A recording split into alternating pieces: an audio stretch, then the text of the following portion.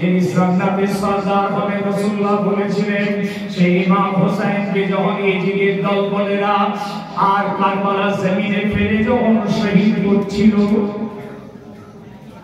যতক্ষণ ইমাম হোসেন ঘোড়ার উপরে ছিলেন শহীদ করতে পারেনি, যতক্ষণ ইমাম হোসেন অন্যের বিরুদ্ধে তলবার চালাচ্ছিলেন শহীদ করতে পারেনি, যতক্ষণ হুজুর আমার যুদ্ধে লিপ্ত ছিলেন শহীদ করতে পারেনি।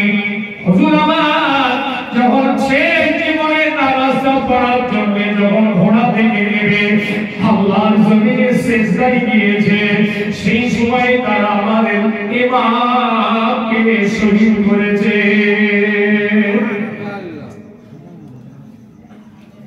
যারা শহীদ করলো এরা কারা? টুপিওয়ালা, দাড়িওয়ালা, জামাওয়ালা, তসবিওয়ালা। খারাপ করছিল, কিন্তু মনে রাখবে ওপরটা ভালো ভেতরটা খারাপ। ভেতরটা গোস্তাখী রাসূল ছিল, রাসূলের আওলাদের প্রতি গোস্তাখী ছিল। ফাতেমা হযরত আলীর রক্তে জিগারের উপরে তাদের দুশমনী ছিল।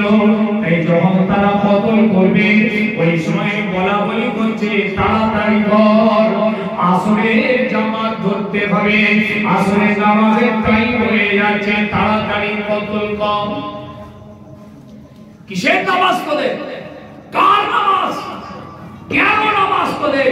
নামাজ পেলি কোথায় তোরা? কিসের নামাজের জামাত দেখাচ্ছিস তোরা? সৈয়দকে কতল করছিস, যিনি জান্নাতের যুবকদের সরদার হবেন সেই ইমামকে শহীদ করছিস।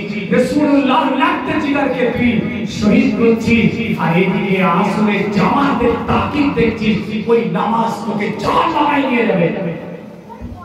তো ভিতর খারাপ, ওপরটা ভালো, বেশ ভালো, সাইনবোর্ড ভালো, ভেতর বরবাদ, গুস্তাখী রাসূল। এসব বরবাদ তাসাউফের মানুষ ছিলেন আমার বাড়িতে।